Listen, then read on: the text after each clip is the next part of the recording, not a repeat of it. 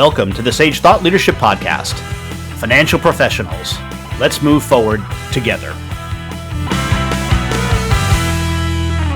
Well, hi, everyone, and welcome to our podcast. I'm Ed Kless, and with me today is my Sage colleague, Donie. Anne's career trajectory from CPA to financial software development professional at Sage has been driven by a commitment to enhancing fixed asset management solutions. With a background spanning domain compliance, product design, and quality assurance, Anne currently serves as the product owner and engineer manager for Sage Fixed Assets. Her focus on incremental improvements has been instrumental in optimizing workflows for accounting professionals, enabling them to better manage their assets with less effort. Anne is enthusiastic about the potential of generative AI, especially as it applies to the latest release of Sage Fixed Assets. Welcome to the Sage Thought Leadership Podcast, Anne Donie. Thank you, Ed. I appreciate you having me on. Well, first off, Anne, why do you do what you do?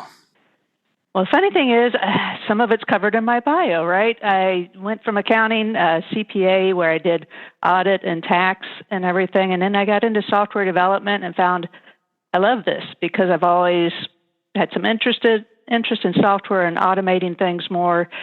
So in my career here at Sage, I just like to find opportunities to make it work a little bit better for people, a little bit easier, and with things that are happening lately with large language models, right, and AI, it's becoming an exciting time for an industry that's kind of been steady for quite a while up until the last, decade or so.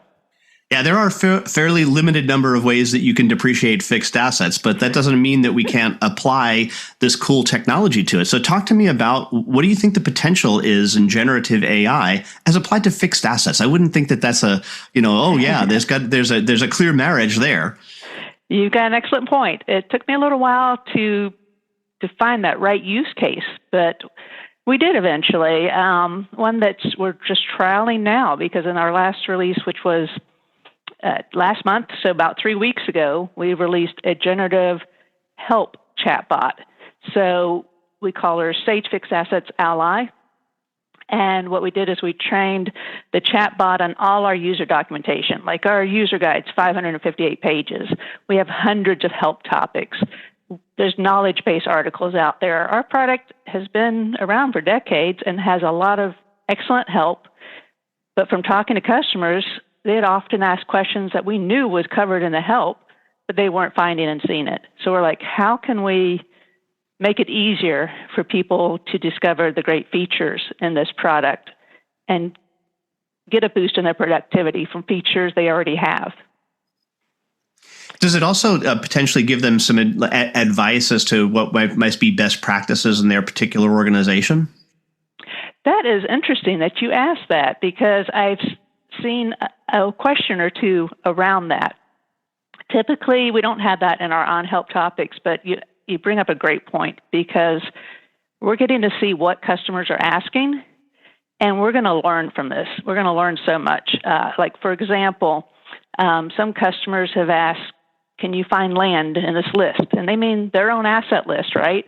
Well, we don't have it programmed to actually look at their own data and analyze it.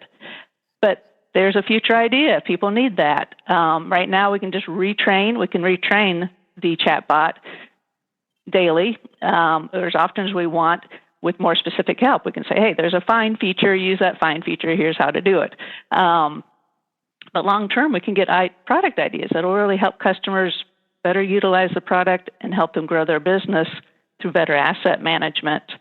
So there's really, sky's the limit. This is really a learning opportunity for us. And maybe some of these features where you just ask the bot to do things for you, like create me a group of assets that have land in their description, could be on in the future.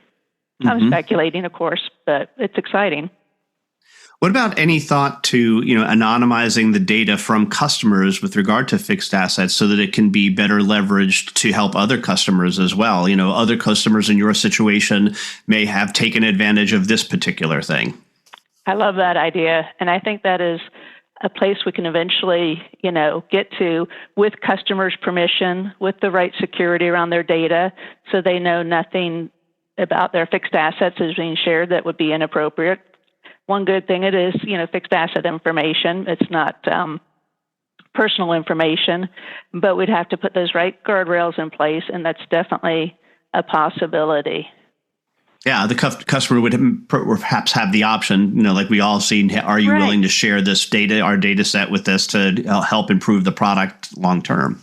Exactly. I think that's a very exciting opportunity because with AI, it's at this point, it's generative, and I am impressed with a lot of the answers that the product gives.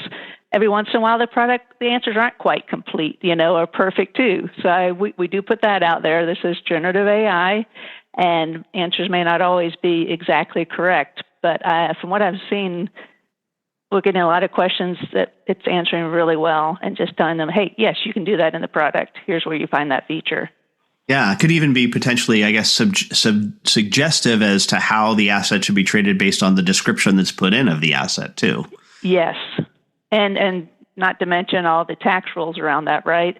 So people did start sharing that data, and we start getting that large amount of data to share. It's like, hey, this one typically has this life and this method. You maybe categorized it as this. Are you sure that's right? Some error checking, some different possibilities to, again, speed up and make their data more consistent and follow tax rules where they apply. GAAP rules, it's a bit different, but you still have to follow consistency rules. Yep, absolutely. What I guess our CTO, Aaron Harris, talks about is a continuous audit, and you're almost continuously auditing the user if you're taking a look at that stuff. So it's pretty cool. Right.